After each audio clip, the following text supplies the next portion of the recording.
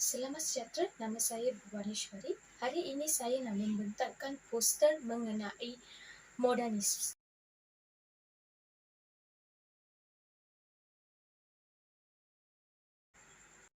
Maksud modernisme adalah akibat daripada keagungan dan keagamaan terhadap agama masyarakat barat berusaha mencari alternatif baru untuk menggantikan nilai agama yang sekian lama mendasari kehidupan mereka dengan corak hidup moden. Apakah ciri-ciri modernisme? Ciri-ciri modernisme adalah fahaman akal rasional semata, sains sebagai hanya satu ilmu dan kemajuan yang berterusan sebagai tujuan utama manusia. Ternyata hanyalah seperti impian dan harapan palsu bagi umat manusia di muka bumi ini. Apakah fahaman modernisasi? Fahaman modernisis menekankan pentingnya akifkan yang rasional dalam menentukan kebenaran.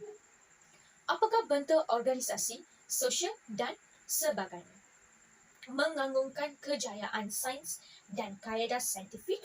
Kejayaan sains dan kaedah saintifik merupakan penanda kemajuan dalam pencapaian ilmu manusia. Fahaman pemikiran dan gerakan Enlightenment diteruskan sebagai penanda kemunculan dan wujudnya falsafah. Yang kedua, falsafah yang hanya menekankan. Yang ketiga, aspek intelektual dan sains. Yang ketiga adalah kemajuan akal fikiran dan rasionaliti. Telah melahirkan kehidupan dan masyarakat baharu. Kemudian munculnya kejayaan sains dalam bidang fizik, astronomi, kimia dan sebagainya. Saya telah kaitkan poster ini dengan topik modernisasi, kajian apakah kesan modernisasi atas hubungan kaum di Malaysia. Masyarakat dan negara Malaysia telah menjadi negara contoh kepada sebahagian negara-negara membangunkan hampir di seluruh dunia. Pandangan ini kerap diulangi dan diwawakan oleh pelbagai negara, pertubuhan negara dan perbadanan antarabangsa. Menguraikan kejayaan Malaysia pada hari ini merupakan satu tugas yang amat rumit kerana tidak ada satu faktor yang boleh dianggap faktor penentu kepada kejayaan ini. Punca kejayaan ini adalah berdasarkan kepada hubungan etnik yang positif dan saling bersifat sinergi. Pembangunan dan kemajuan yang dikecapi kini banyak ditentukan oleh bentuk hubungan kaum yang telah terbentuk sejak sebelum merdeka hingga kini. Objektif poster ini untuk mengenal pasti modernisme, impak atas hubungan kaum di Malaysia.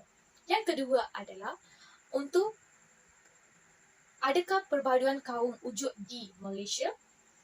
Seterusnya, mengenal pasti pembentukan suatu bangsa Malaysia yang mengandungi pelbagai etnik dan kaum. Apakah kesan-kesan modernisasi di Malaysia? Kita ada tiga kesan-kesan, iaitu politik, sosial dan ekonomi. Apakah dimaksudkan dengan modernisasi politik? Dari kacamata negara ini, modernisasi politik dapat dilihat kepada pengalaman sistem berdemokrasi, berparlimen, pilihan raya dan juga penglibatan tiga kaum terbesar dalam politik Malaysia.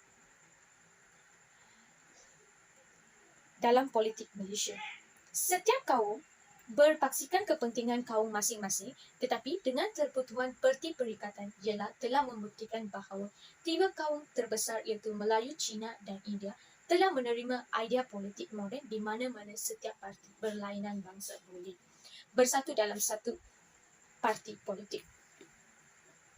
Modernisasi sebenarnya telah pun bermula sejak zaman penjajahan British di tanah Melayu. Malahan pembentukan masyarakat majmuk juga berlaku semasa penjajahan British.